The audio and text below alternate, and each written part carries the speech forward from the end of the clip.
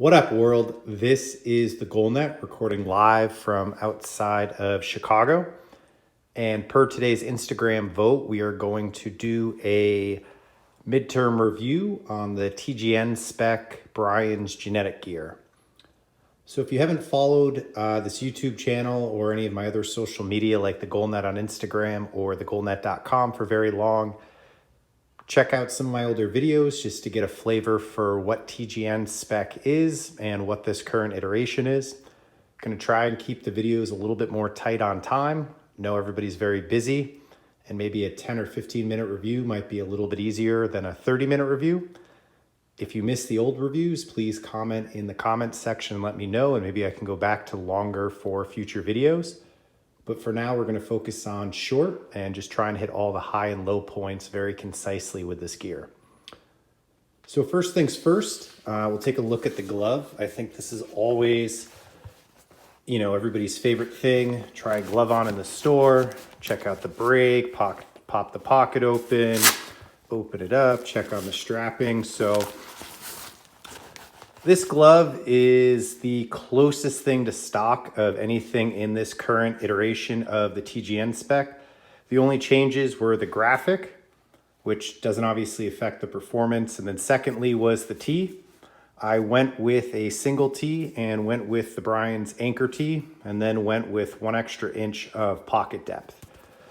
So again, check out some of my other videos to find out why that is my preferred spec, but let's dive into the highs and lows on this glove. So first things first, when you try this on, you're gonna notice the BOA system on this. And this is something that actually I didn't really come to appreciate maybe on my optics set, either one as much. So obviously the bow is great because a couple twists and turn and it's really precise fit. And like that dial up there, if you don't touch it, once you get that dialed in, it's just gonna stay perfectly like that. But the great thing about this design is that actually you have a free floating wrist cuff. So the BOA locks onto your wrist there, but because this pad here isn't anchored to the back of the glove cuff, like most designs where you might have a strap that goes over and your wrist physically touches the back of the cuff, or this pad is anchored to here, you get incredible flexibility. So if you really want to get your hand out and play that very aggressive glove style, or for shooting and playing the puck, any other motion you might need with a save, really moving your hand in any different angle, you have unbelievable wrist rotation. And then again, because of the dial, you still get this secure feeling. Of all the gear I've tested, one of the gloves was a Bauer 1S that was a pro return made in Canada set. And I think the goalie who ordered it didn't have a name stitched on it, wanted a really open wrist flex. They actually skipped this entire strap, so they just had this. And it was pretty cool for the wrist flexibility, but the downside was the glove just kind of felt like it was floating on my hand. So this Brian's design is great because the ratchet system here lets your hand feel nice and secure, but still gives you that great range of motion. So secondarily, for me, of all the pieces in what I'd call the main set, of equipment, the glove, blocker, and pads, I think the glove has actually evolved probably the least over the last 10 to 15 years. And I think that, the pads have maybe changed the most, and then the blocker falls in the middle. And part of the reason for that is at some point, the purpose of a glove is to help you catch pucks and to make sure you're not gonna, break your palm doing so. And there hasn't been a lot of evolution, I'd say, with designs that are going to actually help you make more saves, which when we think about goaltending equipment evolution, that really is the first and foremost goal, is help us make more saves. Some of that can be as simple as gear getting lighter so that we're less fatigued at the end of the game. We can get side to side, move our hands faster, etc. But again, I haven't really seen that much change in a glove.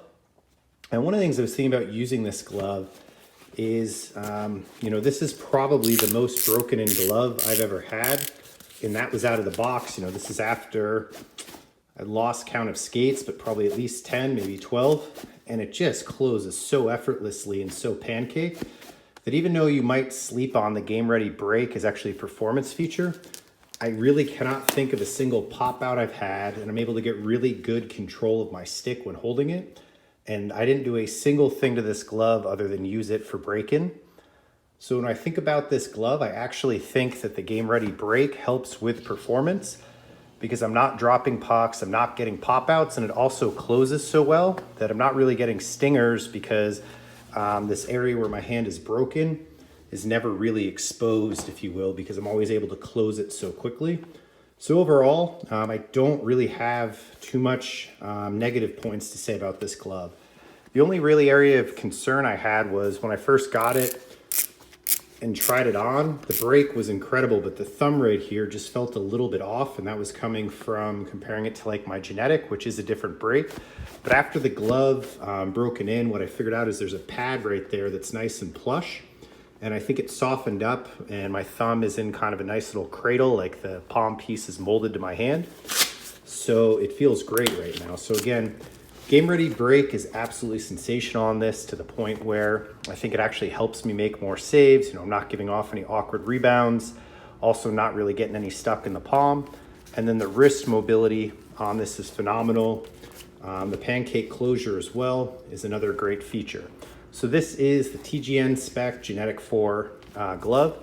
And for anybody that's considering a retail stock glove, of any piece in the set I'm going to review, this is probably the most close to retail. It's just a T change out.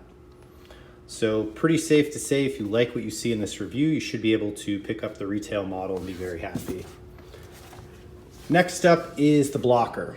So when I did my TGN Spec optic, I don't actually think I changed anything on the blocker other than the Anderson padding. This time I actually made some changes to the board. And the purpose of that was to get harder rebounds. Again, check out the unboxing video for more detail on that. So if we compare this blocker to the optic, one of the things I prefer better of this is this has a two-piece sidewall. And this actually, to me, has a stronger, heavier sidewall. So I really like it. Nice, clean, bindingless design. But for me, and you can see there's quite a few puck marks on this thumb area. I think that this heavier duty sidewall is a very, very nice feature. And if you're comparing stock GNetik to stock optic, I believe both the stock blockers are the same weight, so you're getting the increased beefier sidewall without the penalty of additional weight, which is normally what would happen. So all in all, no complaints there. As with the optic, Brian's changed their palm size and got a little bit more aligned with the rest of the industry. And I find the palm on this blocker is absolutely perfect size. Love the materials, love the grip. The double Anderson spec padding is basically extra padding between the back side of the glove and the back side of the blocker board. And that was a pretty good feature for me on optic, but I wanted it even more padding right here. I love it when the blocker is snug on my hand down at the hand area, but completely wide open above the wrist. And this GNetik like perfectly accomplishes that for me with the extra padding. So in terms of like fit of this blocker, comfort of this blocker, I absolutely wouldn't change a thing. So the other great thing for me on this blocker is that inside this, which you can't really see and there's no zipper, so I can't open it up, but this front section, so if we're imagining this open, this front section right here actually has a piece of hard plastic Lexan on top of the blocker board itself. So Brian's basically shaved some off the traditional blocker board that would be on stock and then fills the gap that's created with some hard Lexan plastic. The reason I did this is because I wanted the absolute hardest rebounds that I could get. Apparently with the stock blocker board, that is one of the improvements between the optic and the GNetik, is that the GNetik is going to give you a harder rebound. But for me, I kind of asked the question when I was speccing my gear with the Brian's rep if I could do anything to make the rebounds even harder. The idea of Lexan was recommended, and that's what I ended up going with.